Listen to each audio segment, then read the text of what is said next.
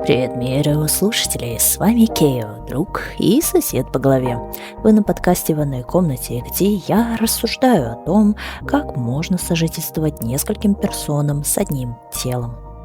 Тульпы, альтеры и другие спутники. Это феномен плюральности, и я здесь разбираю частые вопросы и проблемы, с которыми могут сталкиваться системы. Рекомендуется слушать со своей внутренней командой, потому что наши мнения могут отличаться. Собираемся в одной комнате и будем начинать.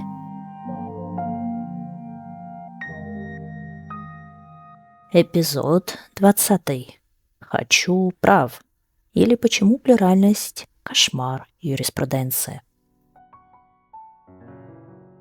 Что было бы, если бы плюральность признавалась? Не было бы попытки узаконить это. Паспорта для системцев, другое налогообложение, судебные разборки. Как бы это происходило? И возможно ли? Прежде чем говорить о законах и кейсах, стоит понять, почему вообще вопрос признания для нас так важен. Ведь речь не только о юриспруденции, а о видимости в целом, о том, как тебя видят или же нет другие. Какие мнения слышу? Об этом однажды было в интервью с Солнечно-Лунной системой. Полную версию можете прослушать на YouTube-канале. Что даст вам признание вас как системы абсолютно всем окружением? Вот, грубо говоря, прекрасный, дивный мир, где системы — это норма. Я не хочу такой прекрасный дивный мир, потому что приходится тогда всем заводить документы. Это надо платить налоги. То есть, Понятно, представляешь, нелегалы. как это должно быть тяжело, когда у вас одно тело, а платить налоги надо за всех. Это сколько вам надо работать? А как тогда Я нести ответственность, если вдруг, чисто Мгм. гипотетически, кто-то из системы совершил какое-то правонарушение, и за это придется отвечать вашему телу общему и другим сосистемовцам, которые в этом заперты? Также вопросы способа признания плюральности критиковалось самими же плюралами. Они действуют, исходя из ложного предположения, что если врачи одобрят наше существование, то и остальной мир последует их примеру, потому что общество никогда не будет воспринимать нас всерьез, если у нас не будет поддержки авторитета. Далее немного перефразирую для понимания, но полный текст можете прочесть в телеграм-канале. Но как нас могут поддержать, если здоровая множественность не нуждается во враче? Почему-то все малоприемлемые в социуме меньшинства верят в день X, когда все будут жить спокойно и всех примут. Но ваш активизм обречен на провал, если считаете такое возможным. Грубо говоря, это была критика насчет траты сил ради утопической идеи, которая недостижима. Для тех, кому интересно, ссылки в описании, а мы идем дальше.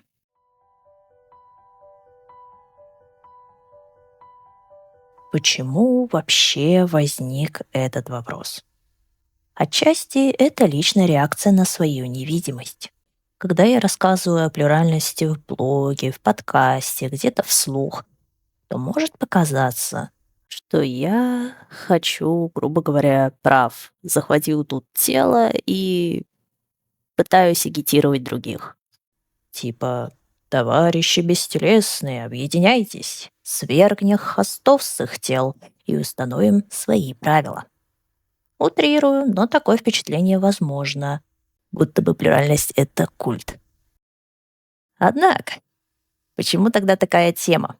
Я ее выбрал скорее не из-за политических каких-то мнений и предложений, а про принятие плюральности обществом, то есть социальным. Ведь оно непосредственно влияет на исследование, на подтверждение и на юрисдикцию. Плюральность и восприятие почему сложно доказать? Что значит спутники хотят, чтобы их видели? что множественность не равно расстройство, что они существуют не только в фильмах и книгах, и даже далеко не все маньяки, пусть преступление может совершить любой. Нужно не признание по документам, вот у меня справка есть, мы настоящие, а просто по существу. Да, я предлагаю верить на слово. Не самый лучший выход из этого. Объясню почему. Потому что это, как бы странно ни звучало, субъективный опыт, который воспринимается изнутри, и его снаружи не всегда видно. А если пытаешься как-то это проявить, то рискуешь попасть под стигматизацию того, что тоже расстройство, оно супер редко, у тебя его точно нет, или же это фантазия и так далее. И что в таких случаях делать, я точно не знаю, но вижу ответ в банальном просвещении. Да, для кого-то объясняться каждый раз это муторно, это повторение очевидного, но для кого-то это может быть чем-то новым. Например, если персона синглет и никогда такой организации сознания не испытывали. Как воспринимается опыт снаружи? Я собрал 3 самые частые реакции на плюральность, в основном неверие, и о чем это может нам говорить. Это игра воображения. Это говорит не про непринятие факта, то есть, окей, у тебя воображаемые друзья, а про принижение самой способности фантазировать. Как будто бы это удел ребенка, а не часть взрослого восприятия, которое может быть. Это же креативность. Так обесценивают систему, сводя их опыт к детской игре или же самообману, эскапизму. Второе. Это похоже на расстройство. Это может быть правдой, потому что ДРИ существует, но в обществе внимание часто приковывается к самим личностям, а не к травматическому опыту, из-за которого сознание разделилось. Основная боль не в том, что они есть, эти части себя, а в том, что пришлось пережить такое, чтобы стать системой. Когда говорят расстройство, за этим обычно стоят страхи перед болезнью, непонятным, неизвестным, тем, что может выйти из-под контроля. И поэтому неудивительно, что в искусстве такое явление демонизируется, сводя действительно к болезни, к чему-то неестественному, или же, наоборот, гениальному и загадочному, что тоже не сказать, что помогает. И третье — это актерство ради какой-то выгоды. Пропиарить книгу, продать курс и все такое, что ассоциируется с успешным успехом, что я лучше вас, что мой способ жить самый выгодный из всех. Но на деле множественность имеет свои плюсы и минусы. Поэтому пытаться продвинуть какой-то продукт чисто на одной черте, я сомневаюсь, что это игра в долгую. Скорее, быстрый вспых интереса и такое же угасание. Но если вас обвиняют в этом, то, возможно, человек не до конца понимает всех особенностей такой жизни. И здесь не объяснения помогут, а только время и постоянный контакт с системами, чтобы понимать. А если же не хотят, то их дело, правда. И таким образом можно сказать про любые 3 утверждения. Как воспринимается плюральность изнутри? Это просто такая организация сознания, как нейроотличия вроде РАС или СДВГ. Об этом же делали выводы Plural Association, когда опрашивали систем в 2024 году. 87% описали свой опыт как нейроотличный. Данные делали из 477 ответов. Много это или мало, решать вам. Почему бы тогда не тусить в нейроотличном сообществе? Банально, потому что множественность там тоже могут воспринимать как диковинку, но хотя бы не так резко. Что тогда не является плюральностью, и есть ли у этого границы? У синглетов перемены поведения, настроения ощущаются не как отдельные агенты сознания, как в официальном определении пишут, а как части их самих себя, как стороны одного кубика, без какой-либо своей воли или же истории. В то время как для систем их участники — это как несколько кубиков в одном мешочке. У каких-то кубиков будет 6 граней, у другого может быть этих граней 20, у кого-то 12, у кого-то 8. Все зависит от того, в какую настолку вы играете. Да, можете возразить, что плюральность — это спектр, и для кого-то их спутники могут восприниматься как стороны одного и того же кубика. Такое тоже бывает. Я с этим соглашусь, и на такое тоже есть свое слово, как медианная система, или же просто медиана. Ровно и бывают такие случаи, когда все участники в кафронте, то есть все в теле, и поэтому никто не уходит в сон, все в курсе всего, и так комфортно. И из-за этого сложно определить, а что тогда означает быть одному в теле. И на этот вопрос пытался ответить доктор Маклойд, которого вы можете знать по YouTube-каналу STAD Clinic. Ролик называется «Каково это не иметь OSDD?» Диагноз травмогенной системы. Описывала как тишину в голове. То есть, да, бывают какие-то монологи, мысли, но в основном это тишина и звуки окружения. И мне кажется важным отметить, что такое возникает в случае ментальной стабильности, возможно, каких-то лекарственных препаратов, или же когда просто всей системе решили замолчать, оставив ведущего тела в одиночестве. Это пугает, как вы можете догадаться по моему голосу, но такое случается даже у матерых, скажем так, систем. Но у синклетов такое состояние тишины более базовое, чем у предрасположенных к плюральности. Но вы не обязаны мне верить, потому что я все еще не специалист, а просто такой же участник сообщества. И повторю слова доктора: не повторяйте эксперимент с тишиной, потому что вы можете засомневаться в своем опыте вообще и ухудшить свое психоэмоциональное состояние. Лучше под присмотром. И вот мы поговорили о том, что считается нормой, как ощущается синглетность и что от этого отходит. И так как это спектр, то каждый сам решает, относить себя к плюральности или же нет. Потому что это, правда, индивидуальное субъективное восприятие. И вы с большой вероятностью не найдете двух одинаковых систем. Юридическая сторона. И теперь мы поговорим от личного опыта ближе к кейсам.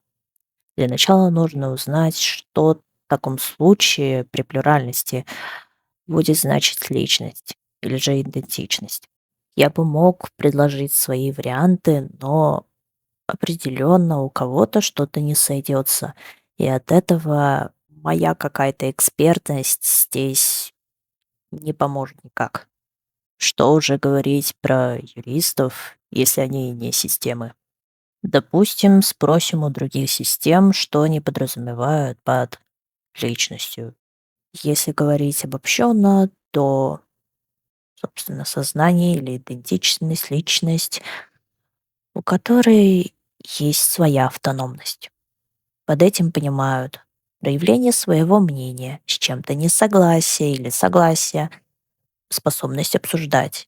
Агент сознания может определить свою историю в теле или же какую-то внутреннюю, и совместно живут достаточно долго. Сколько? Ну, допустим, от года до 3.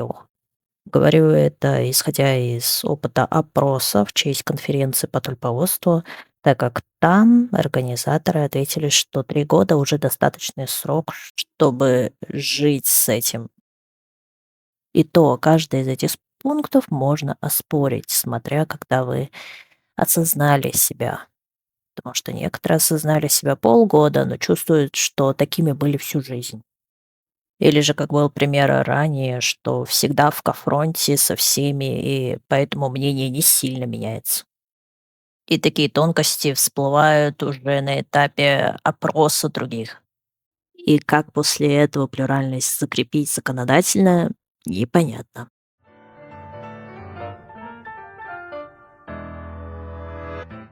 Мысленный эксперимент. Попробуйте представить идеальный мир, где плюральность признана. Как бы это выглядело? Попробуем урегулировать законами, чтобы было понятно, кто есть спутник, что этим подразумевается и так далее. Или же оставим на уровне социального принятия. Будем ли защищать плюралов, которые напортачили? Даю вам время подумать, можете написать в комментариях. Будет интересно прочесть. Чтобы ответить на это, рассмотрим анализы прошлых судебных действий над плюралами. Точнее, над случаями ДРАИ. Как подобные случаи решались раньше? Согласно исследованиям анализов таких судебных решений 2009 и 2019 годов, показывают, что диагноз подвергается сомнению. Есть вопросы по достоверности и надежности. Во-первых, есть симулянты, которые хотят смягчить наказание. Они только усугубляют ситуацию, и такие показания либо отвергаются сразу судом, либо же делают многочисленные проверки. Например, для подтверждения диагноза того же Билли Миллигана было 9 психотерапевтов, которые подтверждали диагноз, и только один отверг. Второй момент. Если диагноз принят, то возникают серьезные вопросы для ответственности. Что есть я? И какое я в теле совершило преступление? И можно ли наказывать, если другие я идентичности не совершали того преступления? Делается вывод, даже если ДРИ тот же признан, правовая система еще не готова к тому, чтобы полностью интегрировать плюральность в стандарты ответственности. Все ссылки я стараюсь указывать, если что, пишите. Но окей, 2019 год был уже 5 лет назад, скажете вы. Хорошо. Статья за 2022 год журнала Frontiers in Psychology. ДРИ и закон, виновен или нет. Какой вывод там делают? Мы продолжаем верить старым выводам о расстройстве. Потому что у нас нет новых эмпирических данных. Нужно новое поколение исследований, основанных на прямых интервью, наблюдениях и юридических анализах, а не на вторичных. То есть непосредственно в разговоре с самими людьми, у которых есть, например, расстройство, а не абстрактным описанием случаев. И можно сделать вывод, что с 2009, даже можно сказать 2008 года по 2022 ситуация почти не сдвинулась. Тот же диагноз ДРИ по-прежнему плохо подтверждается эмпирически из предупреждений и самим характером расстройства. А судебная практика застряла между сомнением и отрицанием. И это понятно, легче перебдеть, чем допустить симулянту смягчения наказания. Любого вообще расстройства, не только диссоциативного. Поэтому в любом случае судят скорее тело и всех личностей как коллектив. По крайней мере, мне хочется в это верить. Однако те случаи, которые не замалчиваются, а наоборот кричат о себе, как тот же Миллиган, привлекает общественное внимание, усиливает страх перед такими персонами и стигматизирует всех плюралов. Что же тогда нужно? Обсудим далее. Что есть признание, а что легализация? Важный момент. Признание — это когда общество знает, что такое явление существует, что такие персоны есть. Встречают их без восторга, без шока, просто знает. Легализация — это уже попытка строить феномен с систему законов, о чем мы сейчас пытаемся говорить. Но разве можно узаконить внутреннюю жизнь? Как мы поняли, все друг от друга отличаются, даже внутри сообщества. Плюральность не требует отдельного налогового кода, она требует права быть собой, без страха, что тебя назовут симулянтом или же больным. Зачем обществу знать об этом? Для чего нужно понимание? Понимание не есть согласие. Это не значит, что все должны быть плюралами или что мы все ими являемся. Понимание — это просто готовность услышать. Без паники, а как с этим быть, если мой знакомый признался, что его голоса в голове или другие формулировки. Я понимаю, что со стороны Синглета, без личного опыта, такое явление звучит как фантастика. Что-то из книги, из фильма, что-то нереальное. Но даже если закрыть на это глаза, такие персоны никуда не денутся. Для систем понимания это возможность не жить в изоляции, а рядом с обществом. Для общества же это шанс увидеть, что множественность — это никакая не угроза, а часть человеческого опыта. Он может быть плохой, он может быть хороший, он разный. И к нему можно адаптироваться, не сильно меняя свои условия. Из таких примеров могу вспомнить документ у корпорации Google, как работать менеджером с подчиненными из ДРИ. Это небольшой, но значимый шаг для понимания такого феномена и принятия его в обществе, неважно, чем он вызван. Личный спич. Я знаю, что политика часто строится на страхе. Так проще управлять, не вдаваясь в детали, сложности ситуации и так далее. И это работает в любой стране, как в СНГ, так и за ее пределами.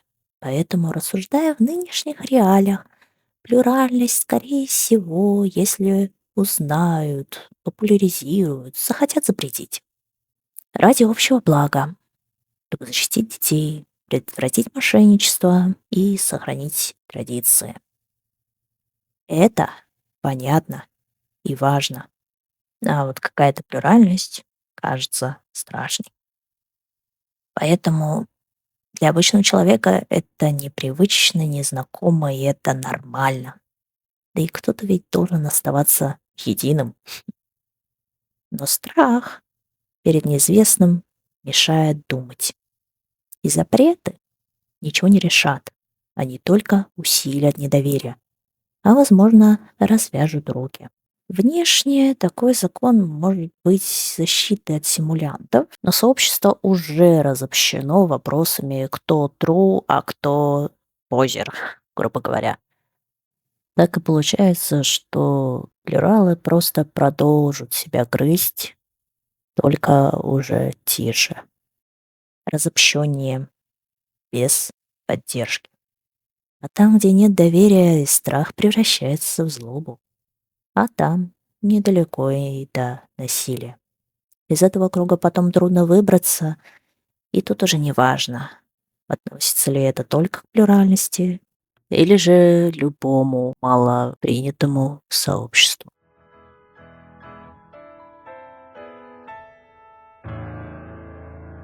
Подведем небольшие итоги. Сегодня мы разобрали, насколько это непростой вопрос и малоосуществимый в нынешних реалиях. Где же границы юридического лица? Можно ли узаконить внутреннюю множественность, не нарушив понятие личности? Пока государство пытается все контролировать, граждане хотят, чтобы их просто видели, даже если их больше, чем кажется на первый взгляд. Мне кажется, все руководители любой группы устают, даже если воспринимать как в формате государства. Иногда подчиненные действительно чего-то не знают или тупят в нужные моменты. Но пока ты сам не обучишься или не будешь давать другим узнавать что-то новое, и исследовать это. Изменений в отношении «они» и «мы» не будет.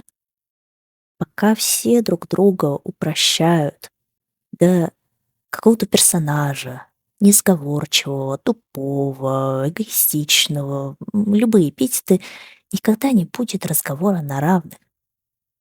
Мне хочется верить, что мое право быть услышанным возможно, как и разговор на равных, нейтрально, не превращая плюральность в какую-то всю черту персоны перед тобой.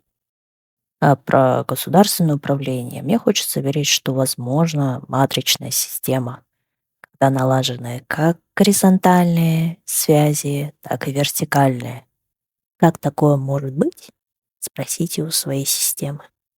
Ведь пока внутреннее сожительство не налажено, будет достаточно сложно договориться об этом с внешним миром. Даже если это ваш круг знакомых и друзей, которые могут не быть депутатами, учеными или кем-то влиятельными, но они могут влиять на вас. И это намного важнее. А на этом все. Я надеюсь, я вас не загрузил. Спасибо, что были со мной в этом эпизоде. Если тема вам откликнулась, напишите пару строк, поставьте лайк, мне будет приятно узнать, что вы думаете. Новеньким добро пожаловать. Да, возможно, это сложный эпизод для начала, но привет. Продолжающим слушать отдельное спасибо.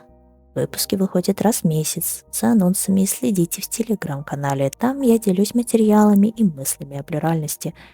А еще я веду группу равной поддержки для плюральных. Она нужна, чтобы делиться опытом и лучше понимать друг друга в таком разнообразном сообществе. Если интересно, смотрите закреп в Телеграме или же сразу на форму заявки в описании. А с вами был Кейо, друг и сосед по голове. Налаживайте свои внутренние связи, отказывайтесь от тех, кто не хочет с вами работать. И услышимся, как обычно, в следующем эпизоде в одной комнате.